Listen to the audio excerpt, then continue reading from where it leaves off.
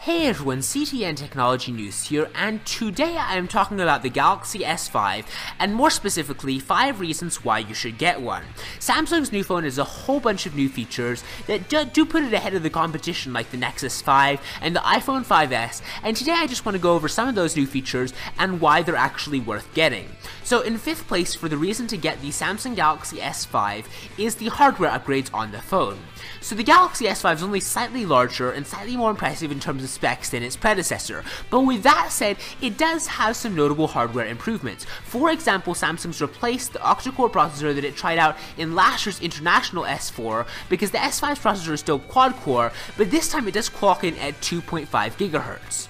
Now on the bright side also, the battery has been juiced up to 2800 mAh in capacity, meaning better battery life than ever. This S5's camera is up to 16 megapixels, and like the Note 3, the S5 includes USB 3.0 support.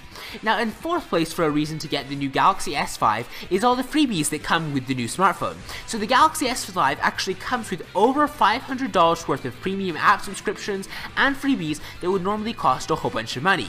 For example, Samsung is offering cloud computing apps, news apps, and fitness-centric apps along with their flagship smartphone. For example, a free subscription to the Wall Street Journal for 6 months, which would normally be worth $160, a 12-month subscription to Bloomberg Business, which is worth $30, and a total of 1.5 terabytes of cloud storage from Box and Bitcasa are all bundled in with Samsung's new flagship phone. This is very cool, and I'm really glad that Samsung is offering another incentive to get their new flagship phone.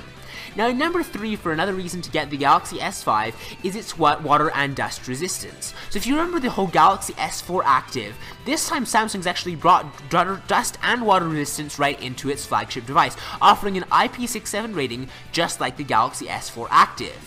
Now Samsung has bragged a lot about the Galaxy S5 being waterproof and summerproof, but I should forewarn you that IP67 is hardly rugged, and at best good for maybe a shallow immersion in water about up to 3.3 feet deep.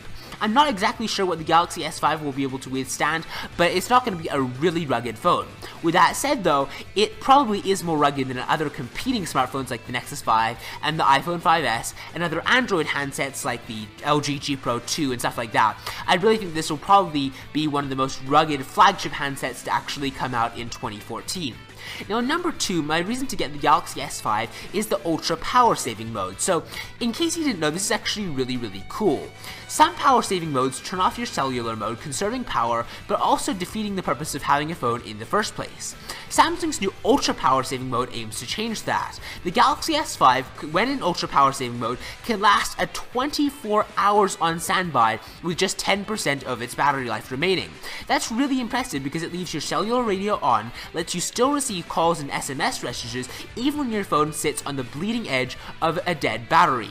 What it does do is it actually turns the screen to black and white, and it does turn off a lot of other not necessary features, but it's really cool that the Galaxy S5 has this. And then in number 1, my reason to get the Galaxy S5 is all the innovative features that it has, both software and hardware. So Samsung was trying to one-up Apple with a fingerprint sensor. The fingerprint sensor is right on the home button, and it can actually be used to make payments, which is really helpful.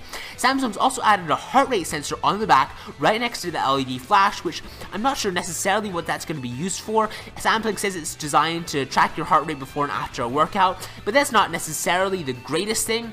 But also Samsung's also packaged in a lot of software features. For example, they've got a download booster, which is supposed to allow simultaneous downloading from LTE and 3G networks in order to speed things up a bit. Also, Samsung's added a special kids mode that will allow parents to give kids their devices without allowing them to make lots of in-app purchases. We've all heard horror stories about those.